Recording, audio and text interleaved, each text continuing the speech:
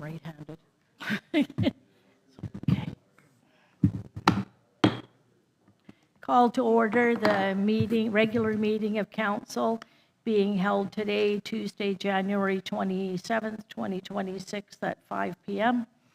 to be held and transmitted electronically via council chambers located here at 39 South Shore Road in Lake Cowichan. We'd like to acknowledge that we are conducting business on Subasset First Nations, and we thank them for allowing us this. So any introduction of any late items?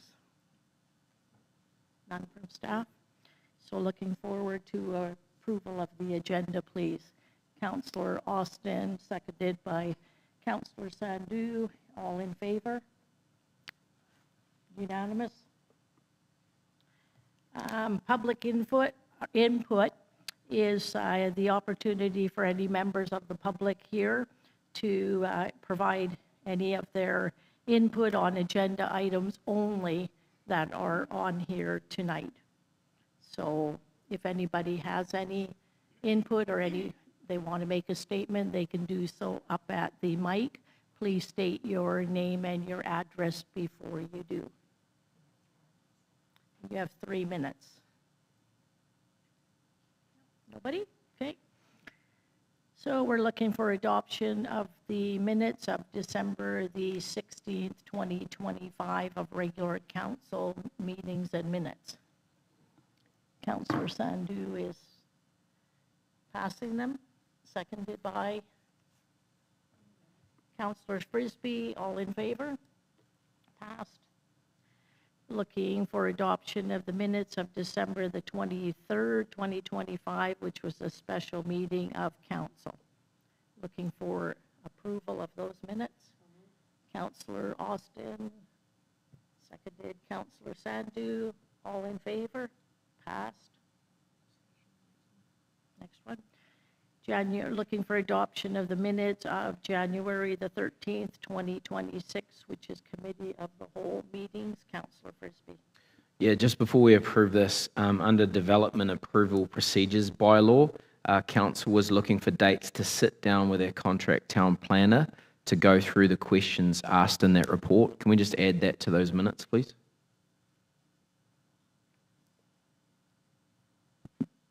Sure.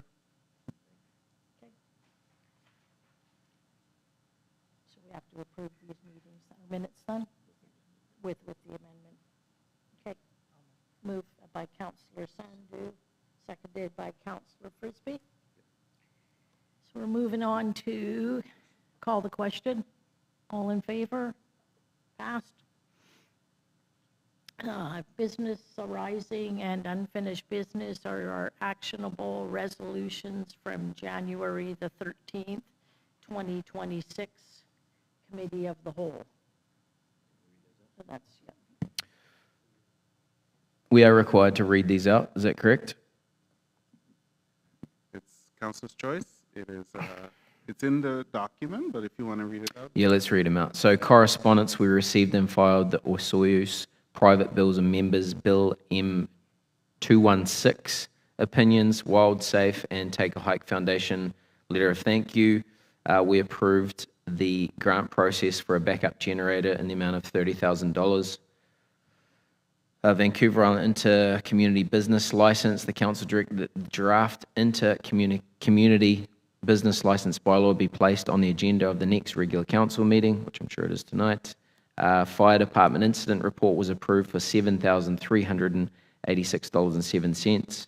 Support to staff, the council staff be directed to be resolved to bring forward a zoning amendment to address the zoning that affects businesses within the C3 commercial riverfront zone that affects South Shore Road, and that in the interim that staff proceed with issuing business licenses to businesses impacted by this situation.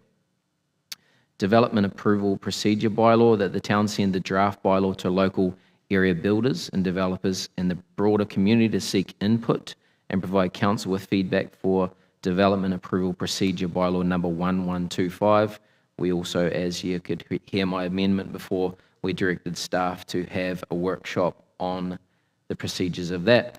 And lastly, storage containers. The staff be directed to undertake a visual inventory of all storage containers and their locations in Lake Cowichan and research how other local communities address the matter of storage containers within their jurisdiction, with a report to be provided back on that matter.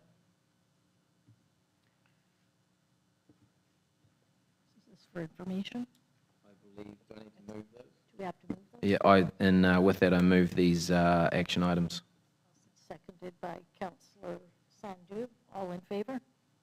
Moved. Let's go backwards.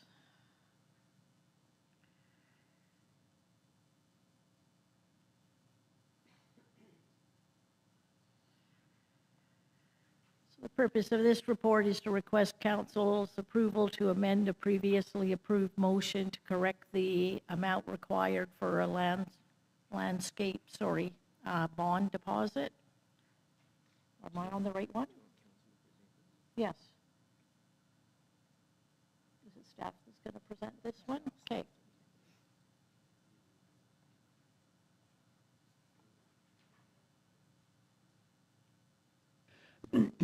Thank you. This is just a minor amendment. The applicant, as part of the approval of the original development permit, provided a landscape bond, and they've since come back with a revised landscape bond amount that would be, they would provide to secure the landscaping that was approved by council. So it's just changing it from amending the landscape bond from $2,550 to $1,455. Councillor Frisbee?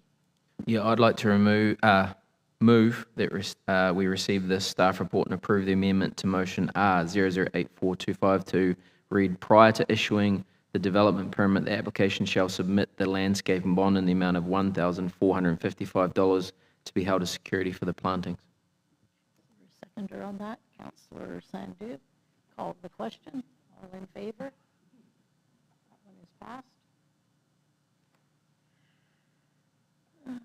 This one would go to Ms. Gill. This one will go to our Okay. So this memo came to council before, and we reviewed it. What we're changing are the dates. The strategic plan was done November 6th and 7th. We've been holding staff meetings in December and January. What we're changing is the presentation to council. Those dates will be February 10th and February 24th for the budget presentations.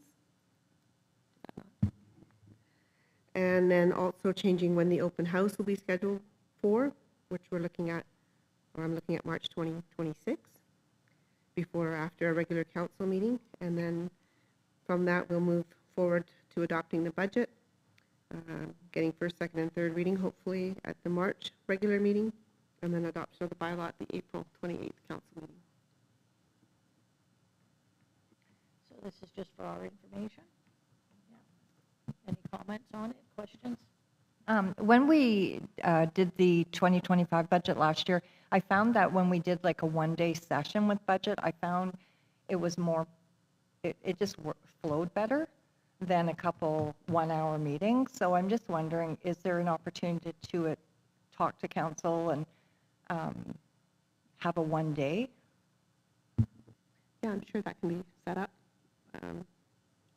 Does council want to choose a day, or is one of those days presented?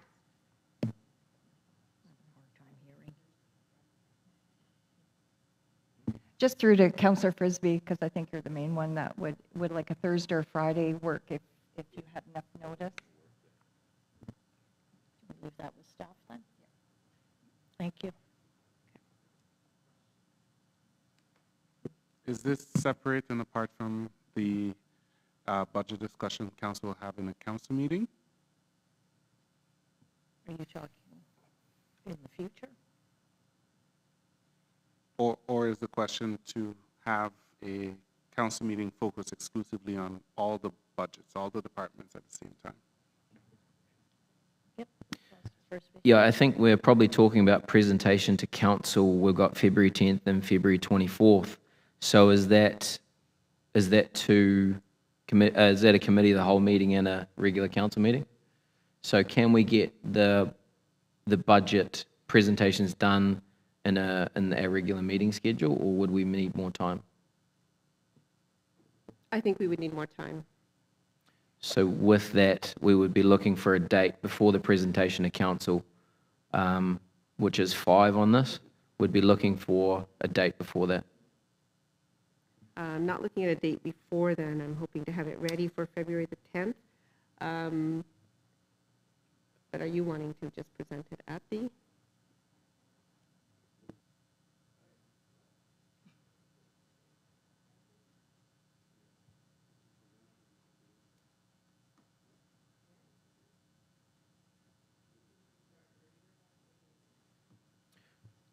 If I may. So with this being scheduled to be February 10th, so these budget discussions won't be ready on Friday the 6th, 2 days earlier?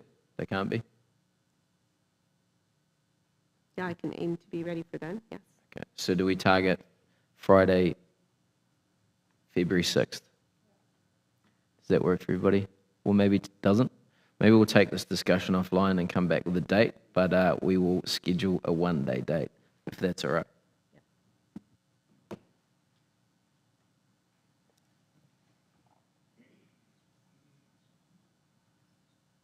Budget timelines. Holy crap, this is getting long. Yeah, we have no correspondence, do we? Oh, no delegations. So we have no delegations or representations here tonight, so we're moving on to correspondence. And Councillor Frisbee, you'd like to? Yeah, could I move that all correspondence be treated for information only? So that is A, B, C, and D. Any comment? Seconded by Councillor Austin. All in favor of moving all the correspondence? Thank you. Anybody who wants to see it can see it on our town website. So we're going on to council and committee reports. And I think Councillor Frisbee wishes to ask about the first one.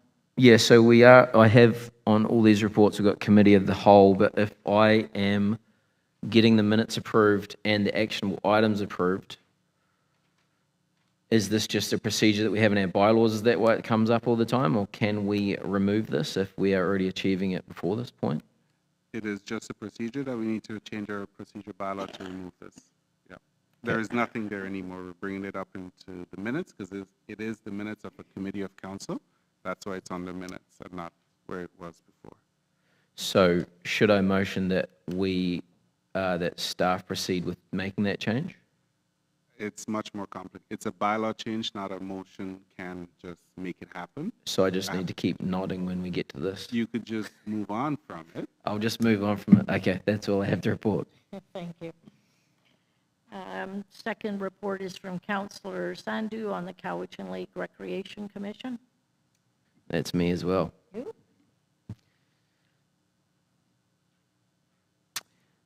We had our meeting yesterday. Ian Morrison was elected chair and Tech Manhas was elected as vice. We had requests from the 100 Laker Woman and the Lady of the Lake for free use of the halls. We also had a request from the Apollos to get a license to be able to drink in the stands at the rec centre. So we're looking into ways we can implement that.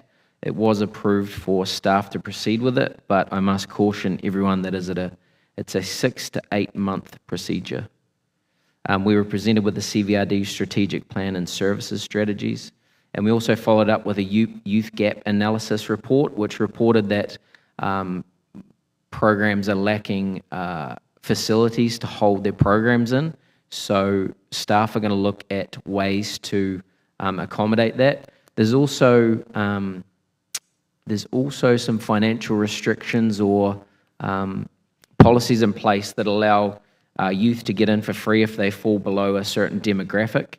We're looking to make that a less embarrassing and taxing procedure, so we don't need to get financial documents in to get them in for free. The manager also reported the future of Play and Learn. Now, Play and Learn is a program at the rec centre for ages 3 to 5, and it's from 9 to 11 on weekday mornings. The reduced use from 13 kids a day in 2019 to now we have 3 kids registered, and we're only seeing about 0 to 3 people attending a day. So they're looking to get rid of that program, unfortunately, just because of the use, and we're looking to expand the gym facility. They already have a lot of the equipment that will be used in that gym space, so there shouldn't be any added cost. Other things of note, July 11th will be the 75th anniversary of the Ubo Bowling Hall, and they're hoping that most politicians in the area can attend that. We've got an update on the cladding project, which is still ongoing. The Ubo Hall, the roof's getting redone out there. They're still in the planning processes of that. And we're also updated on the curling lounge patio that is being renovated as well. And that's all I have to report. I have no idea when the next meeting is, but I'm sure it's in 3 months or something like that. 2 months. Thank you. The next one is the Vancouver Island Regional Library, and I have an annual in-person annual general meeting, which will be held on February the 21st. So the next report is by Councillor Sandu for the Advisory Planning Commission. These are the minutes from the December 18th, 2025 APC meeting. There was a motion that the meeting times for all commission meetings for 2026 and beyond be changed from 4 p.m. to 3 p.m. That was carried. The commission members discussed the matter of the regional growth strategy and treated the details provided as information. The contract planner advised that RGS steering committee was formed and council had directed her to sit on the committee as its representative. She shared the terms of reference for the committee. At this time, council for the town has not tasked the APC with any recommendations or direction, so the memorandum is provided for information discussion only. She further updated the commission that the CVRD's modernized official community plan was adopted on November 26, 2025. The commission members discussed the housing needs report, supplementary analysis, and received the draft report as information. The contract planner reported on the zoning amendment addressing R3 amendment that would be provided to council at their upcoming meeting. She further advised that local builders and contractors will be contacted, advising them of proposed amendments. Under new business, the contract planner reported on the draft development approval procedures bylaw that is currently under legal review, which will be presented to council at its upcoming meeting in January for consideration. The contract planner reported on the official community plan strategic update, which is required by the province. This update will include ensuring housing policies are aligned with Bill 44 requirements and recent zoning bylaw updates, reviewing development permit area guidelines for clarity and possibly expand exemptions, in consultation with the fire department, updating the wildlife-related DP guidelines to include subdivision layouts and other fire smart matters, adding development approval information designation. And our next meeting is February. Mayor McGonigal was unavailable for Community Forest Co-op, so his next Cowichan Valley Regional District Board was the alternate, which is Councillor Sandu. Thank you. I attended a budget meeting on January 22nd, 2026. And as of that date, we started the meeting with a 3.89% tax increase, minus 1.07% due to budget amendment. So at the beginning of our budget process on the 22nd, the new percentage was 2.82. There were a minus of $325,000 from function 100, 0.51. So then as the day went on, the new percentage was 2.31. Adding on the Rec Commission recommendations of additional percentage of 1.63, the new percentage as of last Thursday was 3.94%. So they're under the mandate of 4%. The CVRD board had directed staff that they wanted the tax increase to be no higher than 4%. So right now they are currently under that threshold. Rec Commission recommendations will be brought to a special board meeting next Thursday. There was a recommendation to close all recycling centers 1 hour early. That failed. There was a recommendation to close to keep Mead Creek and Peerless as winter hours. That wasn't even debated, so there's no change. There was a motion that passed for residential yard and garden waste, so it will now be a charge. of $5 minimum fee or $100 per ton. And that really divided the board, but there's a cost of just under $500,000 that the taxpayers are paying for that free service. So the CVRD staff felt that that was a big chunk of change that really will change the tax of the budget for 2026.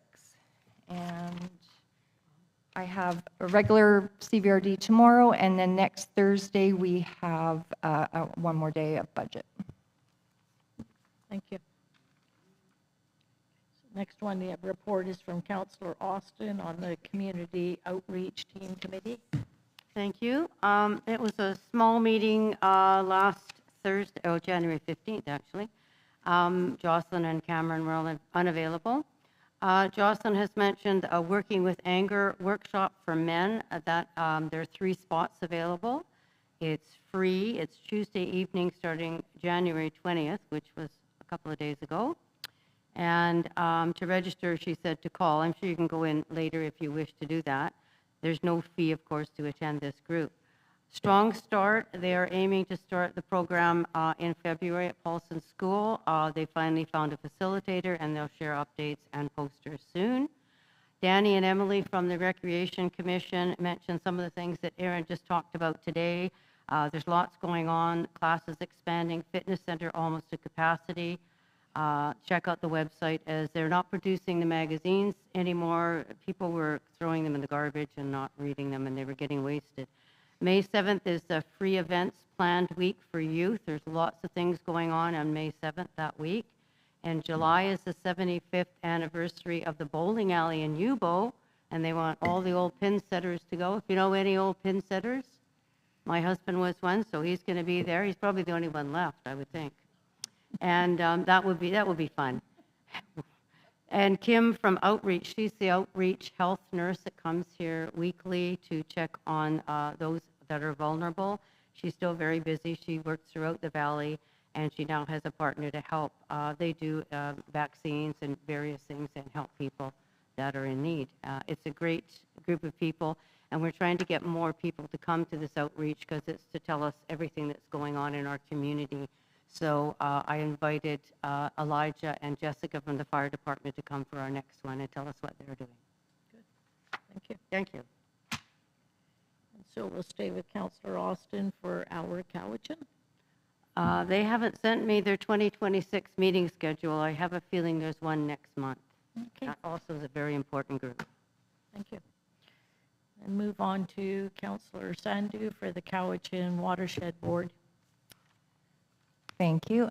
At yesterday's Cowichan Watershed Board meeting, we had a planning session from 8:30 to 4:30. We had a presentation from, they're called Unlearning Labs on Untying Colonial Knots.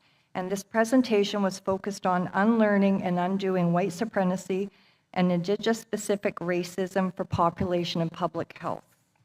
The 2 facilitators were Dr. Kate Youngblode, who is a senior scientist with the BC Centre for Disease Control, and Dr. Daniel Ben Smith, who is Deputy Provincial Health Officer for Indigenous Health. And they focused on 4 specific areas: First Nations or tribal or sovereign nation territories stretch to every inch of British Columbia. Inherent rights rooted in connection to lands and water have never been ceded or surrendered. Long-standing Indigenous laws and systems are integrally tied to the lands and water of these territories, and inherent rights are upheld in international, national, and provincial law. We then went on to focus on the Watershed Board's targets, and we worked on 5 powerful targets with the letter M, starting with the letter M, the heart of a good target.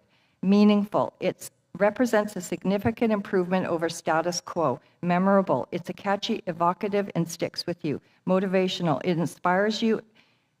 It inspires action and brings people together in common cause. Measurable, we recognize and celebrate when we can achieve it.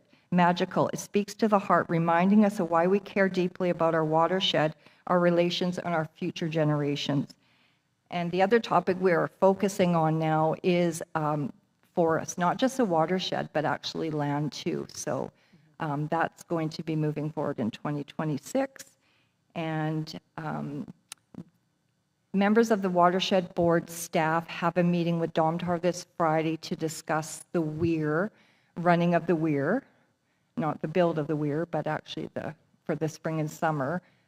So we'll be getting some information hopefully in the next few weeks as to what's going to happen. And that is my report. Thank you. Just a question about that. So I guess we wouldn't know who, because Domtar have the water license, we don't know what's going to happen with that as well as the weir? Right now, it's confidential. There is discussions at provincial and federal levels now because of Domtar shutting down, but there's nothing that's being made public at this time. Okay with that? Okay, so we're moving on to Otaki twinning. Will it be Councillor Frisbee or Austin? Nothing to report, Councillor Austin. Yes, we have a dedicated group going in 2027 of 10 students and 8 adults to Otaki, Japan. They have quite a bit of time now to do their fundraising, so that's really good for them. And the group from Otaki is coming here October 11th to 15th. We will be having them here and doing some things around town with them and showing them around. So it's all working. It's been going since 1988, 89, I believe. And we had a few years when COVID happened where nothing was going on, as you know, because of travel. So we're back into it again, and there's quite a lot of students really keen on going and learning Japanese and being part of it. And one lady contacted me who would like to be a teacher in Japan, possibly. And so I passed her on to the people in the know. Thank you. Okay, moving on to staff reports, which is why most of you are probably here tonight. So we'll go to our planner for the 87 South Shore Road temporary use permit. Thank you. So, yes, as mentioned, this is an application for a temporary use permit at 87 South Shore Road, Unit A, to permit a retail store. It's the property is zoned lakefront and riverfront commercial C3, and at this time, both retail store and restaurant uses are not permitted under that zone. So in order to allow for the applicant to proceed with that use, which is a use that was permitted in the past, the most expedient route is a temporary use permit. And so we're recommending approval of the temporary use permit. As part of other parts of the bylaw, there's parking was evaluated. There is no, or sorry, and 2 parking spaces are required. However, council does have the option to waive the parking in this instance. And as far as permitting the use in the long term, permitting retail store and restaurant, and that would, staff are recommending that would be done as part of a wider zoning bylaw revision. So recommending approval of TUP 2026-01 for the property for Unit A at 87 South Shore Road. We're asking that the parking requirements be waived. The applicant, it has undergone some hardship as a result of this situation, and so is requesting that the application fee be refunded. And again, we're asking that council consider directing the planning department to prepare a zoning amendment bylaw to amend the C3 zone to allow for retail. They did that. Thank you. That's my report. I'd like to move that recommendation. Seconded, no more discussion? Okay, all in favor? Approved.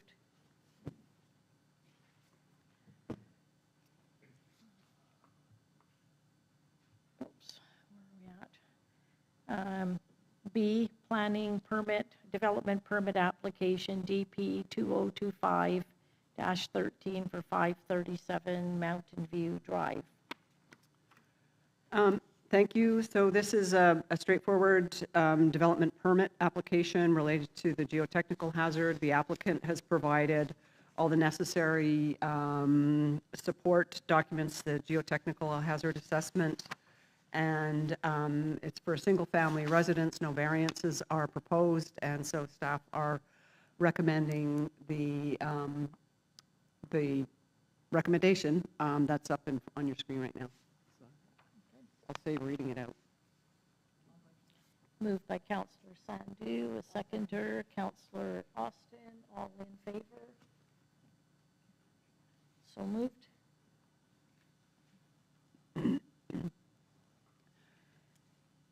Next one tonight is development permit with a variance application for DP 2026-02 for 464 Winter Drive.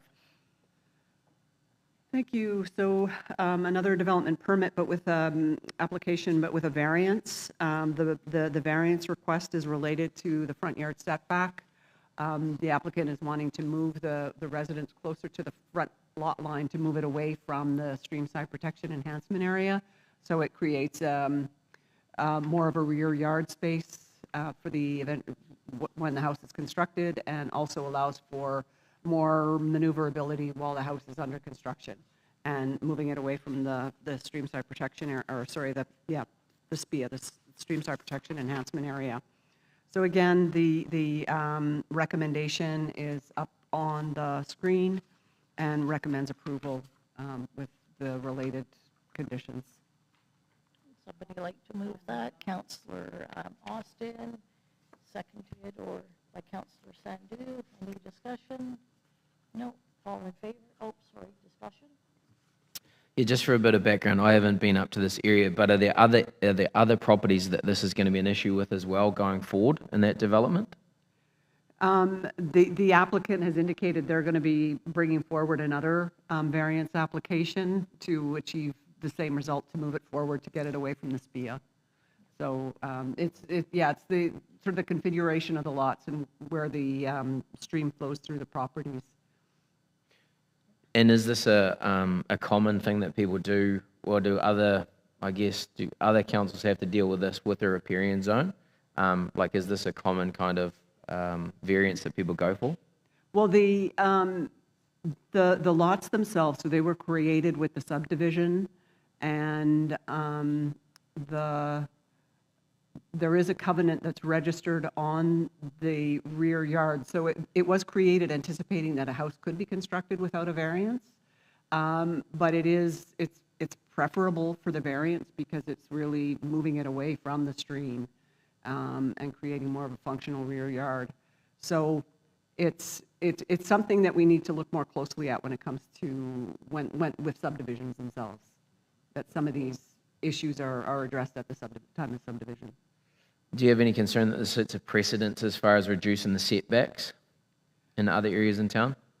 I don't think so. I think it really, it's looking at each application on its own merits. So I don't think so. No. Okay, thank you. Okay, so I'll call the question on that recommendation. All in favor? Passed. Thank you. We're moving on to our D, development permit application DP 2026-03 for 118 Beach Crescent. So again, another development permit, and this relates to the hazard land protection. The applicant has provided a geotechnical memorandum in support of their application, as well as a wildfire hazard assessment. And again, we're recommending approval of the proposed development permit with these conditions on the screen. Moved by Councillor Sandu, seconded by Councillor Austin. Any questions? I'll call the question. All in favor? Passed. Next one is a development permit application, DP 2026-04 for 464 Mountain View Drive. Back to our planner. Thank you. So again, another application for a development permit in relation to hazard land development permit area. In this instance, the applicant started work without any approval, and one of the issues that we're faced with is a retaining wall on one of the side yards in close proximity to the neighbor, which the geotechnical memorandum does not address. They did not approve it, they didn't design it, nor did they approve it, and they're recommending that it be removed. So the this one application, we're recommending as part of the approval that the applicant and then, sorry, there was also the wildfire hazard assessment report needed some further clarification, and so we've requested that information, and we're awaiting that. And so requiring, or sorry, recommending that a section 219 with the geotechnical hazard assessment be registered on the title of the property, so any future property owner is then well aware of what the conditions are on the site. Standard requiring sediment and erosion control measures be implemented. And once the Section 219 covenant is registered, then requiring the applicant to remove that previously unpermitted stacked retaining wall that's on the west side of the property. And also being very clear that retaining walls over 2 meters, they're not permitted, and they require a development variance permit. And also the geotechnical report is clear that any retaining wall over 1.2 meters in height has to be designed by the geotechnical engineer. And those recommendations from the geotech also be incorporated into the development, and then prior to occupancy, the applicant has to fulfill the stormwater requirements for installing storm tech changers, and also submitting letters of assurance from the geotech. Thank you. Anybody want to move that permit application with a question? No? Seconded by Councillor Austin. Any discussion? Everybody's fine? Call the question. All in favor? Passed. Thank you. Okay, the next one is, we have a LCRB referral for a cannabis store for One Plant, Lake Cowichan, and that will go back to you, Bridget. Thank you. So this is a referral from the Liquor and Cannabis Board. It is not considering, it's not permitting the use to take place. It's the willingness of the town to accept the application so that they can proceed through the process, through the LCRB application process for potential approval. And then the LCRB, they have their process that they require to ensure that the operator is capable of doing it, and that they would be doing security screening and ensuring financial integrity of the operation. And then it would allow the applicant also to then make the application for a temporary use permit once the referral has been submitted to the LCRB. And the policy that council has already adopted is part of the staff report. One of the things that is of note is that the council policy speaks to allowing two medical or 2 cannabis stores, and this would be the second one, should council approve the eventual TUP. And with the temporary use permit, there are additional conditions that council could adopt if it so chooses. So then we've got two parts of the recommendation for council's consideration, that council accepts the application for the cannabis retail outlet at, in Unit 1A of 88 Cowichan Lake Road, and then as identify some requirements for the TUP application as far as public consultation, that notice go to neighbors within 50 meters, posting on the town's Facebook page and on the website, and that a public hearing be held by council prior to its consideration of the TUP. Could I just get you to go back a little bit, just so that the public here tonight know that it needs to still go to the school district, to the RCMP? Yes, And to the fire department? that's right. For the These recommendation. would be in addition to those referrals. And yeah. all of those first before it That's comes right. to council? Okay, thank you. Yes, you can. So just so I'm, just so I'm clear on the process, so there's no zoning in Lake Cowichan that allows a cannabis store to operate. So the previous cannabis store would be working on a TUP as well. That's right. Okay, thank you.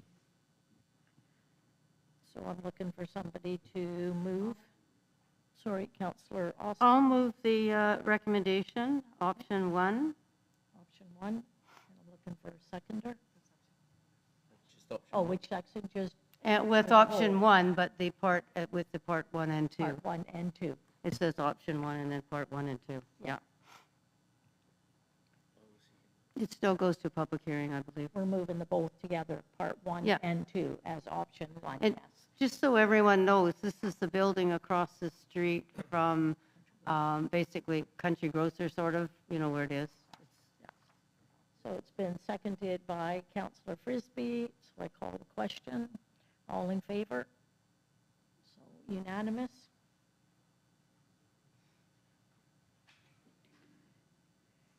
So moving on to the housing needs report supplementary analysis, which would go to you again. Yep. The last one. So this is fulfilling a requirement from Bill 44. If you recall, back at the end of 2024, you adopted a interim housing needs report that identified or estimated 777 units needed to be accommodated in the town within a 20-year timeframe. And another requirement from Bill 44 is that we've done the work to confirm that we've got, that the town has enough zoned land to accommodate those 777 units. And so that's what the GIS analysis has confirmed, is that there is in fact enough land that is pre-zoned to accommodate between 1,702 and 1,919 lots.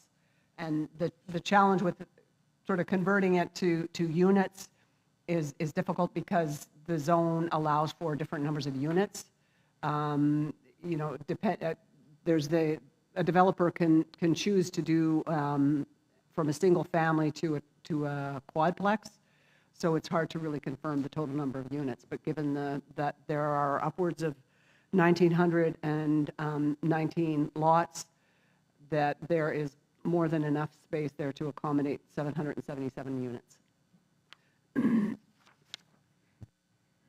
So this needs to a recommendation that we receive it. Sorry. Councillor Frisbee will move with a seconder for Councillor Sandu. And just a question.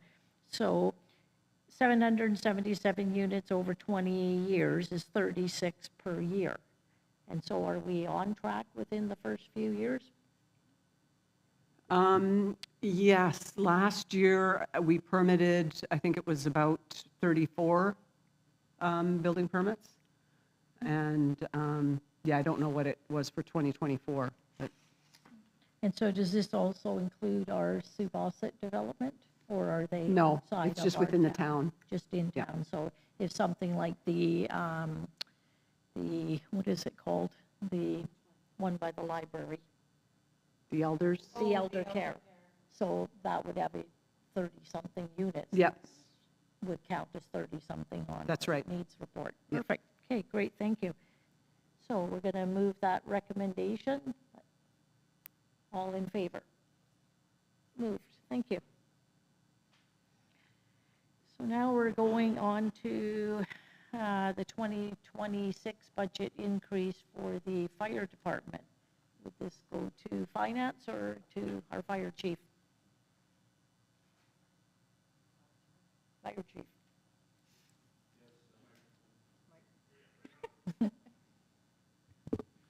Yeah, I've had some problems with our SCBA refill compressor and costing us about $3,000 every year in repairs. It's been, the original supplier doesn't support it. It's a third party repairing it now. And this is just throwing money away, and we've taken an estimate of $38,000 after taxes and a $9,000 trade-in. Tried to get it through at the end of last year's budget. We didn't have the money for it. Repairs happened in December, and looking at it's a critical infrastructure part of our department to be able to keep this operational. So he's coming again this Friday to do another repair on it. So it's just, we're looking at amending the budget to accommodate that. Move, Councillor Sandu, seconded by. Yeah, recommending option one. We've taken two prices on it. I'll second it, but with a question as to our finance, where the funds will come from, and are we able to access the COVID relief funds if there's a shortfall needed? There are some COVID relief funds left. I haven't fleshed out what the number is. I was going to submit the change, if it's approved by council, to CBRD as well, and see if the budget can be amended or if it's too late. But I won't know that until I. So what percentage does the CVRD help? They pay roughly a third. Pardon me? Roughly a third of the fire department. Roughly 1/3. And there's $59,472.42 in the COVID relief. Okay. Thank you. So no follow-up question from Councillor Frisbee. So with this increase in budget of 38,000, what we're saying is that's not all gone on a tax base. There are options to cover that. Is that what we're saying? Yes, there could be options to cover that. I haven't. Okay, thank you. So I'll call the question then. All in favor? Yeah, Sorry, who seconded it? I did. Thank you. I think I did. Yes, I did. Yeah.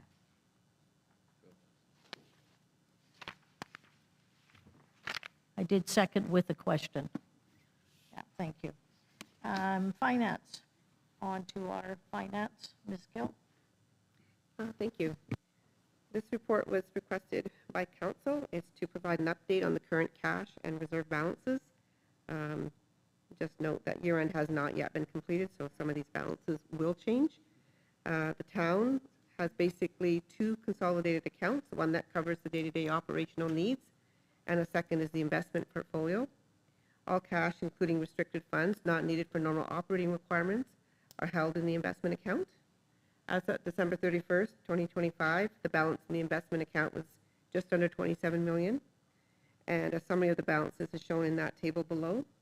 Cash held in restricted and non-restricted reserves is just under 7.5 million. Grant funds received, 1.1 million.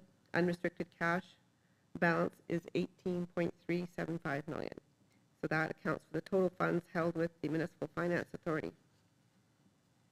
And it's just a point of note that the unrestricted cash balance is close to the operating surplus that was shown in Note 12 of the 2024 audited financial statements. The surplus is the excess of revenues over expenses, and it's a savings that can be used in the future. The tables on the next page show a summary of the unrestricted reserves, which are just over 4.3 million. The restricted reserves, including DCCs, just over 3.1 million. So the total reserves are $7.4 million. The grant funds are shown below. We have some community works funds, some CMHC grant funds, the development approval grant, and the LGCAP funds for a total of 1.12 million. So obviously, the cash is essential to maintain the reserves and the financial stability of the town. They are used to fund services including roads, sidewalks, water, sewer systems, solid waste, collection, garbage and waste collection, parks, and any other requirements that meet the needs of the community. And often the question is asked in reserves, how much should we have? What balance should we have? And so that's a question we're not able to answer, as the CAO has outlined below, that we don't have an infrastructure master plan, and we don't have an asset management program. But just looking at some of our tangible capital assets, they exceed 54 million, and that's at cost. So some of those assets were purchased in 1950. Okay. When we appraised our assets, the 2025 appraisal value of town-owned buildings exceeded $55 million alone. So a savings of $18 million may seem substantial, but with the rising costs and replacement costs, you know, we could be borrowing if the sewer treatment plant costs as much as it could. Did you want to cover your notes, or do you want me to? Thank you. I just want to add that the town should first take a moment and acknowledge that it has saved $18 million. That is an enviable position many communities wish they are in.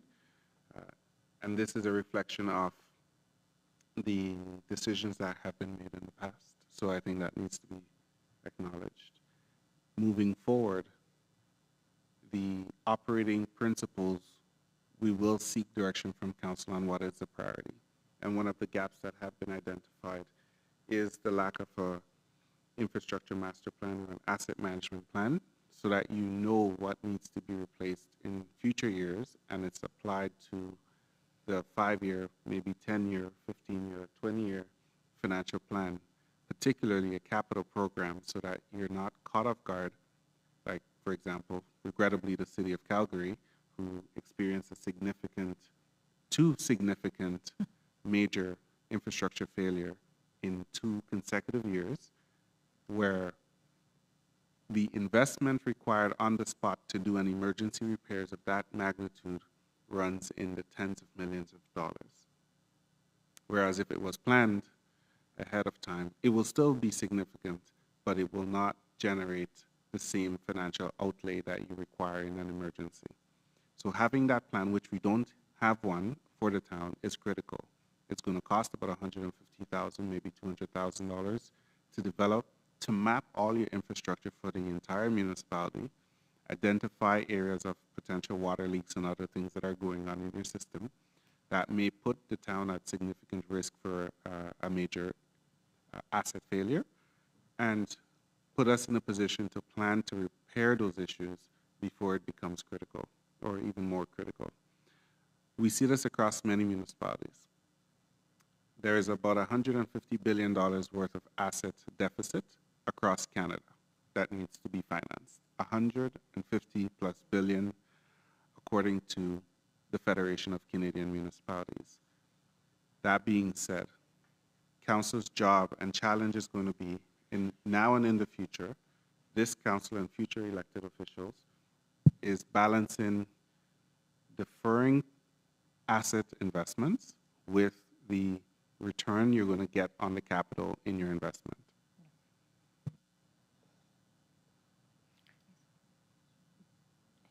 Councillor Sandu has a question.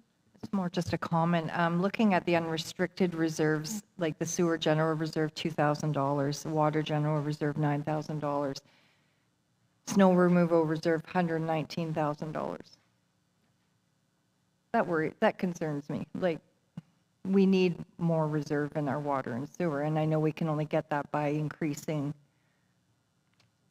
But, and the other one, a question I do have, the municipal hall reserve of $557,000. So is that after the build? Like, that's kind of money that was left over.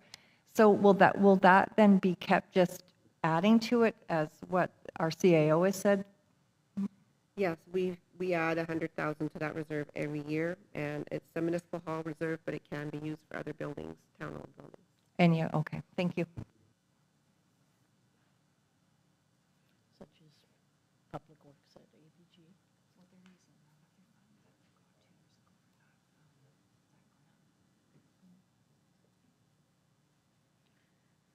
So this was just a report to council who had requested the information. It's going to form part of your budget discussions as well.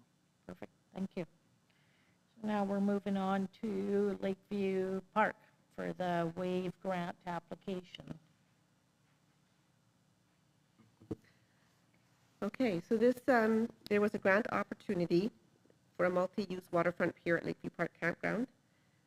It's a floating multi-use waterfront pier extending approximately 300 meters westward along Cowton Lake, adjacent to Lakeview Park Campground. And this will replace a previous pier that was significantly damaged in 2021. The First Nations has expressed full support when it was discussed with them. This is coming to council at this meeting because there's an application deadline for the WAVE grant application, which is January 30th, 2026. So the town's share of the project, which is estimated at $530,000, would be 20%, or $106,000. And this would enhance the waterfront access at the site and enhance and expand the public access that's available. And staff is recommending option 1, which is to approve the grant submission prior to the January 30th, 2026 deadline. I'm looking for discussion. I thought we had to, you have to put it on the motion on the floor first. It's just the motion's incorrect.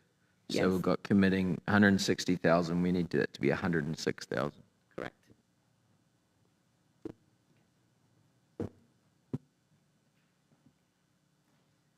Okay, looking for any more discussion? I have a question. If it's in the budget for 2026 and 2027 and we are successful, I assume we have our share of the funds needed. Yes, we would have our share. We will, okay. So any more discussion before I call the question? Oh, sorry, was it moved? I thought you moved it. So we're moving recommendation 1, that council approve the submission of the application through WAVE for the creation of a floating pier for approximately $530,000, with the town of Lake Cowichan committing $106,000 within the 2026 and 2027 budget years. Moved by Councillor Austin. Seconded by? Oh, I'll second. You'll second it, Councillor Sandu. And call the question. All in. And you want discussion? Okay, with discussion. Sorry about that. So you can approve it straight away, I mean. Discussion the first time. I was just clarifying what you're going to move. Jump the boat. I'm not in support of this, so I realise that we've got time constraints on this one, but with our, I realise we explicitly directed staff not to focus on this project at our strategic planning meetings, but the OCP, telling us to focus on getting more access to waterways for us residents and the grant opportunities, I do understand why this is coming up. So looking into this grant with the WAVE Prize grant, they are looking for projects between $3 and $15 million. So at the moment, our project doesn't fall within their preview. So obviously we may have a shot if we do submit this that we can get it.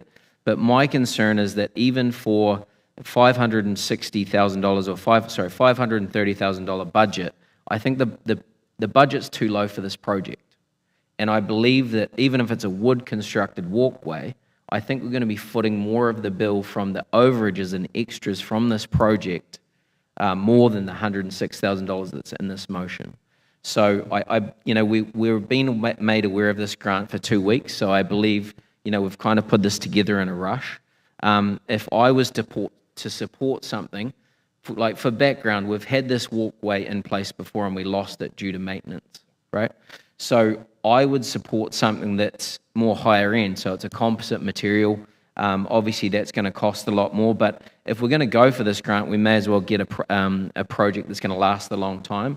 And what I mean by that is composite material for the walkway. We've lost our floating swimming dock at Lakeview, so we can incorporate that into it. We can also get trails and washrooms upgraded as part of this grant as well. So what that'll do is a lot of the budgeted items we have for the next 5 years in the Cleck and Lakeview, we can actually knock this off in this grant. So we get washroom upgrades, trail upgrades, but obviously the commitment price will go up from us, but we can tick off a lot more boxes and have a project that lasts a lot longer. So that's something that I would support. You know, I understand that, you know, the cost will increase significantly, but if we can get, say, $1.5 million worth of amenities completed for $300,000, then, you know, we're saving on the long term.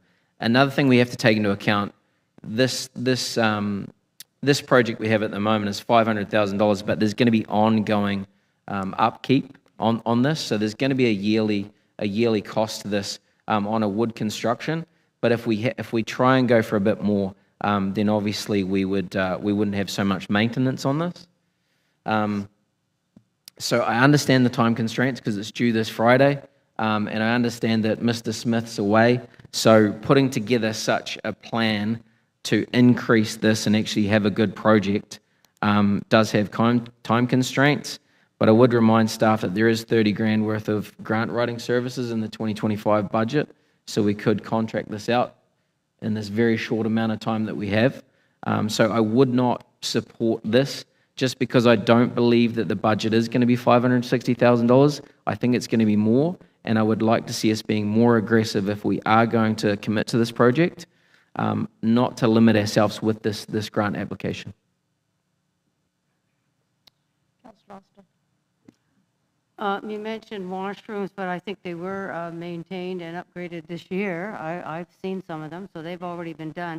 The old floating dockway, it was not a maintenance issue, it was age. It was over 20 years, was it not? It was a windstorm that took it out. It was an act of God. But it was over 20 years old at the time. It was, but it was maintained, and as far as I know, it was in great shape. And you really do need something there. Yeah, I think this is a good plan. Councillor Frisbee. Just follow up to that, the washrooms are not upgraded this year. They are boarded off with plywood currently.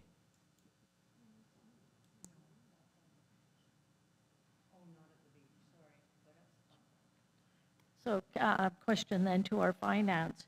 Does this waive, will this come up again in another year that we can make application? Is it an ongoing? I'm sorry, Councillor Mack, I did not do the application, and I'm not that familiar with it. I'm presenting it. Maybe the CAO has more details. Does our CAO have? I'm not sure if it will come up again, but this is the challenge of pursuing grants. We don't control when they come up, and oftentimes municipalities are not, they don't have necessarily shovel-ready projects that they can apply.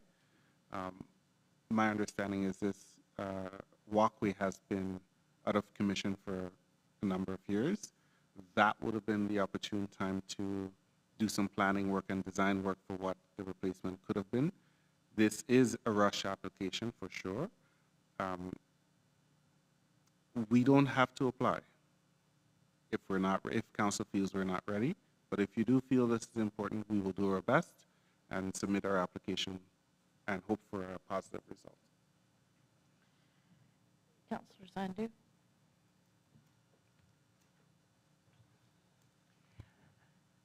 I don't know where to start. I'm not going to support this recommendation. I feel that we need to put some time and planning into Lakeview. And a walkway isn't the priority, in my opinion, for council's funds and taxpayers' funds right now. There's many things that could be done on that site, and I think we need to focus on the land part of Lakeview and keep searching for grants, but I think now is not the time for this, so I won't be supporting this. Any follow-up? Are we aware of what kind of detail we have to have in this grant application? Do we have any information on that? Like, could this be as simple as having the walkway, but also the plans that are around the CLEC as far as the trails that are in the budget for this year, as well as the Lakeview washroom upgrades, could we just tie in existing plans into this grant so we can take advantage of it now? We can look at that for sure, staff. Timing is obviously an issue, but we could. Just through to CEO, is this realistic to pull this off, or is this something that we cannot achieve in the time frame? To pull what off? Submitting the application as is? Not submitting the application as is and adding on to it. I don't think we have the capacity to do that by Friday. Further to that, the trail work that has been discussed, my understanding is an external party is going to be contributing to that, the 25,000. So it's more of a recognition in our budget as a flow through rather than municipal finances spending on that. So that those trails are talking about contingent on grants, right? So if we were to tie in that application to this one, because that grant application must already be created for those for said trails you're talking about. It's kind of hard because Mr. Smith's not here, but yeah. Ms. Gill? I believe that is one of the groups that is out there that uses the education center that will be helping to fund the trails and paying for 50% of the cost.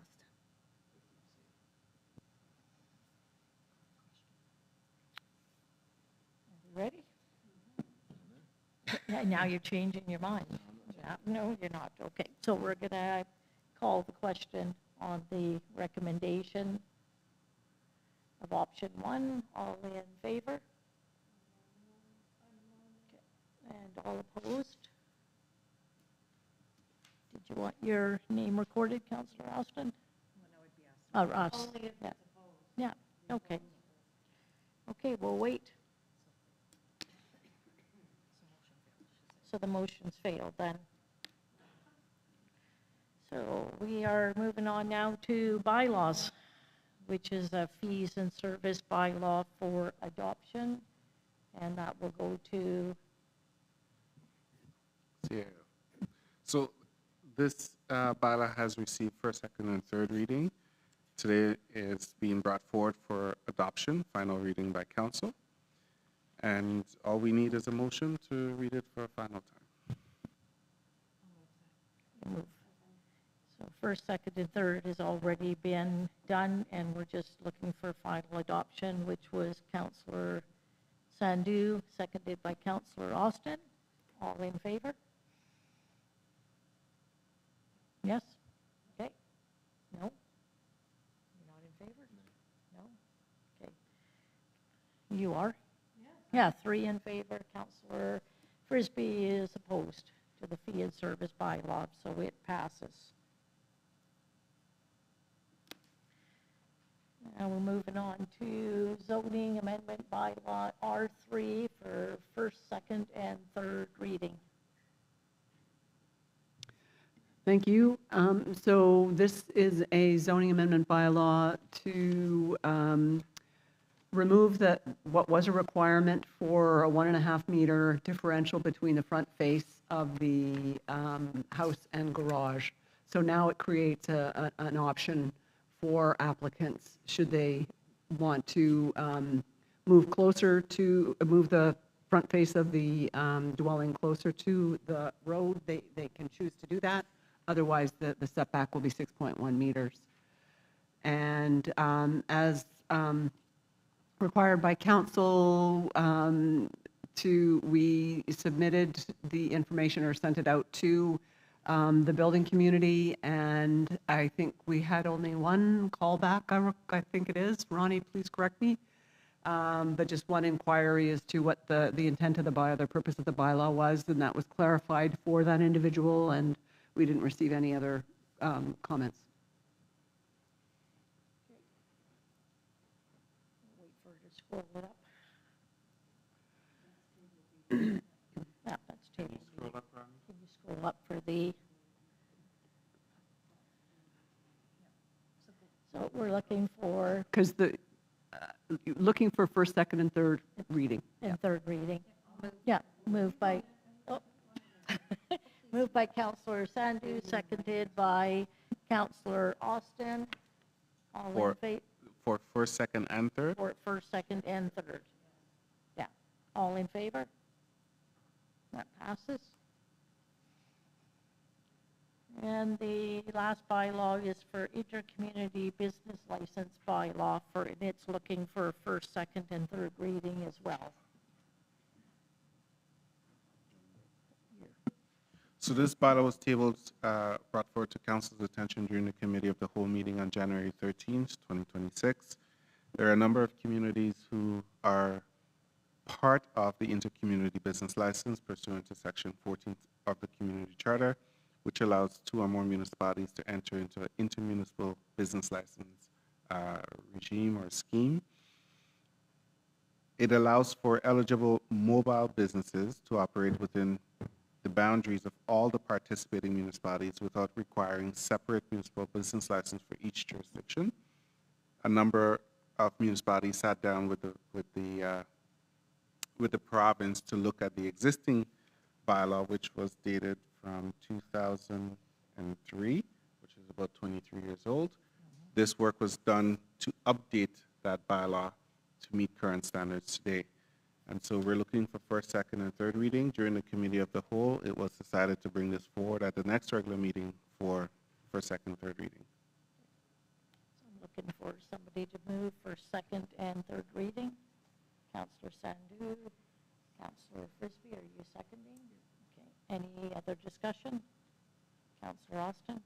I was just going to ask, under fees, it says business license is 170 and will be retained by the participating jurisdiction. So that is whatever community they purchase this in. Is that correct?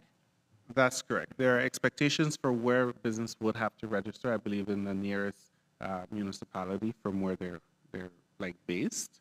But yes, the municipality that they register with will retain the business license fee paid. Thank you. So I'll call the question. All in favor? That passes.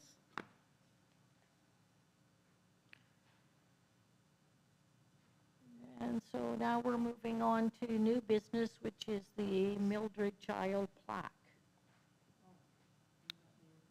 Yeah. Would it be our CAO, or did Councillor Austin wish to speak I on guess that? it's me. Okay. The Mildred Child building that some of us who've been here forever know was over where we've got our parking lot. And I got information through the museum about the age of it and how long it had been there.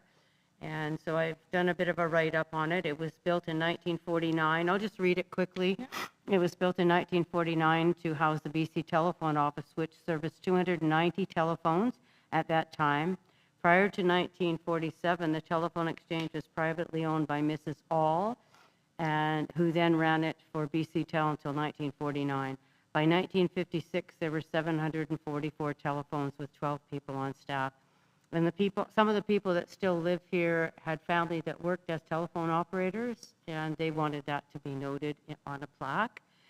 In May 1962, operator Sylvia McMahon handled the last call that went through before it was changed to an automatic dialing system. We honor all those ladies who worked for the telephone company and kept our community connected during all those years. It was a really big deal back then, and small communities really needed that type of connection. I remember in Sydney, where I grew up, it was did this kind of thing, and then there were 5 people on your line, and they could hear everything you said. I don't know. That was different. From 1962 to 1969, the building became the office of the School District 66 then, and in May 1969, it became the home of our library. Mildred Child was the librarian at the time, and she later became mayor of the village of Lake Cowichan. The library then moved in 1986, and the town purchased the building and renamed it the Mildred Child Annex. It was renovated in 1989, and the town used it for council chambers, staff quarters, and storage until 2024. And I just want to thank the CATSA Station Museum staff for all the information, and I've got all the different periodicals here and pictures. And we hope to have a plaque put at the parking lot over there, and a local citizen has offered a bit of a donation if it gets too expensive, so we'll see what the cost will be for a plaque. I just need approval, I guess, for that, right? Or we do? We'll just like direction from council to add this to our budget, and it will be done throughout Yeah, this year. okay. Okay. So you need a motion. So we're making a motion to, you go right ahead.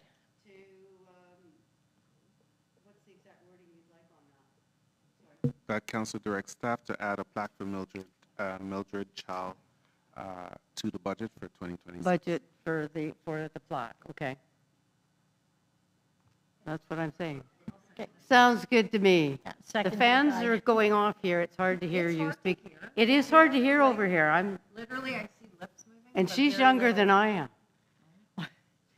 So, a little bit. So motion by Councillor Austin, seconded by Councillor Sandu. Call the question, all in favor? Thank you. Unanimous. It's moved. Can you hear me, though? We can okay. hear you, but it's the fans over here, too. So we're moving on to the last one, which is our procurement policy, Yeah, which will go to our CAO.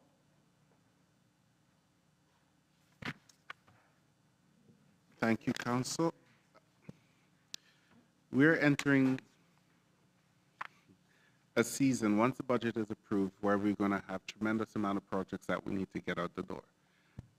If council budgets it, we're trying to take an approach of putting in the budget and presenting to council things we can actually achieve in the calendar year, rather than putting everything under the sun and having difficulty managing the volume of projects throughout the calendar year, which means we have a higher turnover in the future at the end of the year of the number of budget that are projects that are going to be considered carry forward projects. In saying that, I took a look at our procurement policy. We have been looking at it for a number of weeks now, actually, and one of the challenges we are coming up against is approving various expenses that are below the threshold of $15,000. In practical sense, based on the existing policy, every single purchase above $15,000 ought to come before council. That is going to overwhelm the governance apparatus of the town of Lake Cowichan, and I don't think it's a practical way of approaching municipal operations. In saying that, we are proposing an adjustment to the threshold only, recognizing that the policy is from 2002, and it will be updated likely by February is my plan to bring forward a new draft procurement policy.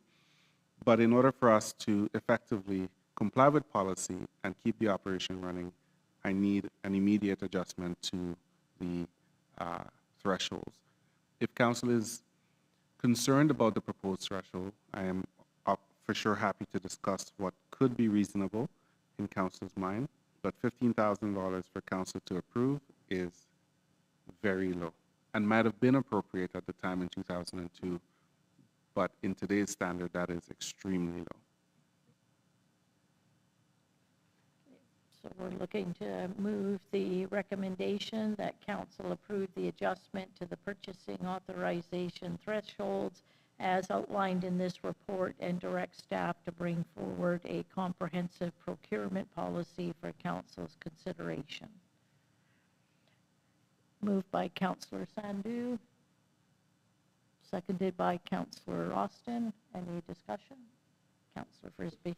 Just on the thresholds, I'm more than happy to see the CAO's limit brought up to 100,000. What makes me nervous is just those positions below going right up to 50,000. Would you be able to operate, or would it still take some workload off if it was just increased to 25,000 for the CFO, Public Works, Superintendent, Manager, the clerk, and the fire chief? It would be much better than 3,000 and 5,000 respectively, and it would simply mean that anything beyond 25,000 I would have to personally sign off on, which we could make work.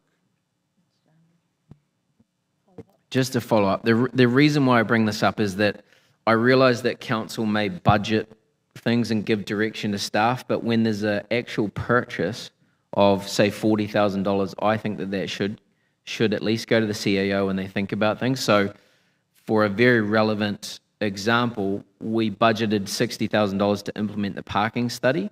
So one of the things in that parking study was that we purchase some automated payment for parking, which was 38 grand.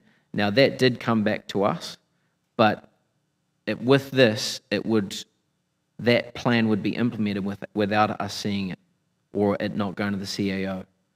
So that's where I'm a little bit standoffish, that big purchases could be made even though we've implemented a budget item.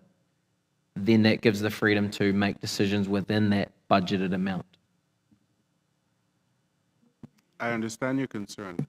Using the example of the parking study, my understanding is 60,000-ish was budgeted by council for the study alone.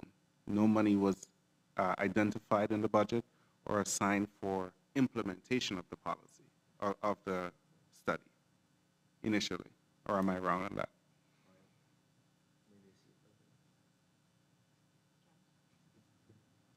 My understanding was it was for purchase of equipment as well.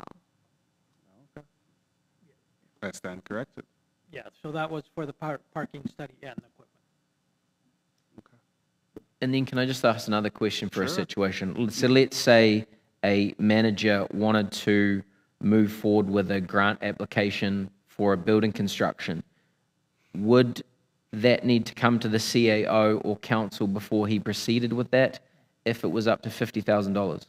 Absolutely. It would have to come to council or the CAO? At the very least, the CAO. If it is in the budget already, council would be aware. If it is not in the budget, that has to come to council. Basically, the way we have to think about this is a funnel. Council gets a budget, council reviews projects and makes a decision. Once that budget is passed, those projects are locked in as funded, hopefully.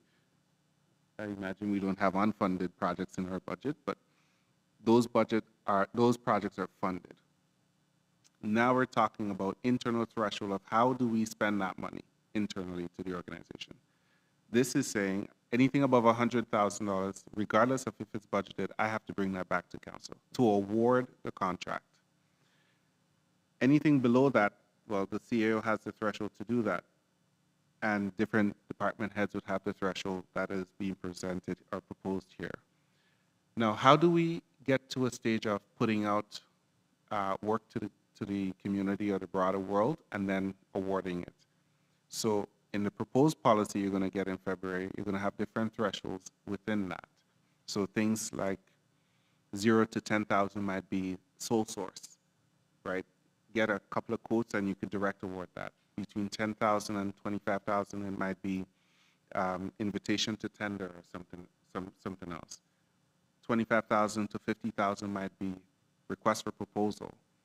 And we have to get submissions, we have to view submissions, we have to verify their completeness and all the other requirements, and then document how we come to a decision to award that contract.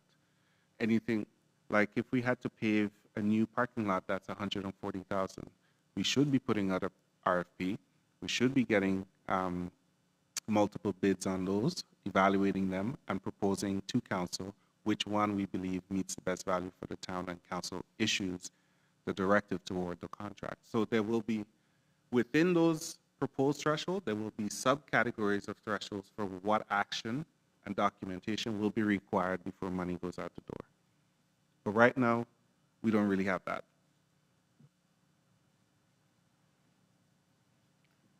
Does that answer your question?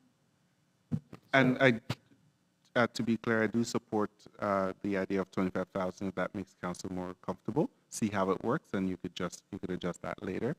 And beyond 25,000, I will just be signing off on that anyways. Yeah.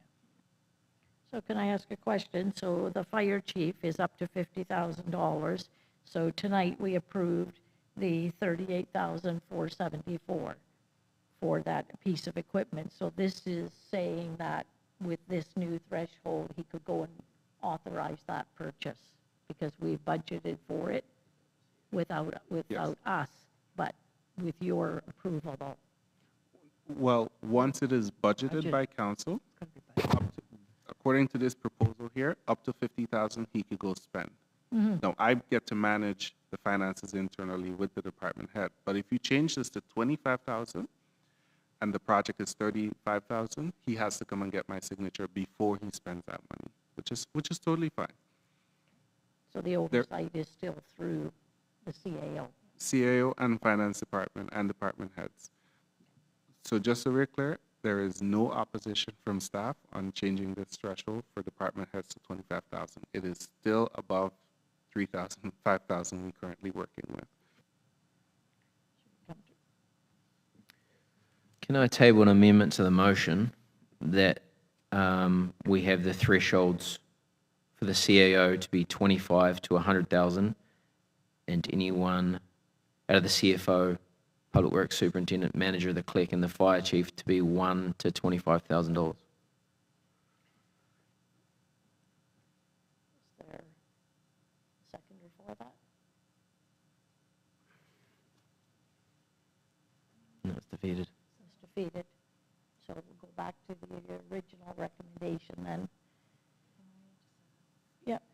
I'm comfortable with the process in place that it's got to be under the budget. It's not just somebody going to spend $50,000 today because they've got this approval. There are steps. So I'm comfortable with where we are with that. Okay, no further discussion. We'll call the question. All in favor? Anyone opposed? Councillor Frisbee, did you want to be noted? And that passes, which now moves us on to Mildred Child. There's no mayor's report, so, no notices of motion. We have a question period, which is limited to the business conducted at the meeting on the agenda tonight. Anybody off-site can phone 250-749-3239. And for in-person attendees, you can have a maximum of 3 minutes at the speaker. Once again, if you have any comments, then state your name and your address, please.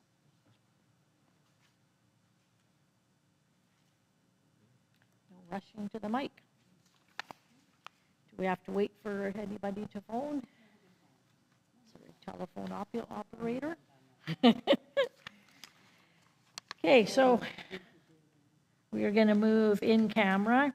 Section 92 of the Community Charter requires that before a meeting or part of a meeting is closed to the public, the council must state by resolution that the meeting is to be closed, and B, the basis on which the meeting is to be closed falls under the following section of the Community Charter, which is Section 90-1C, Labor Relations or Other Employee Relations. Section 91E, the acquisition, disposition, or expropriation of land or improvements. If the council considers that disclosure could reasonably be expected to harm the interest of the municipality. And Section 91I, the receipt of advice that is subject to solicitor-client privilege, including communications necessary for that purpose. So I'm looking for approval to move in camera. Councillor Austin, seconded by Councillor Frisbee. All in favor?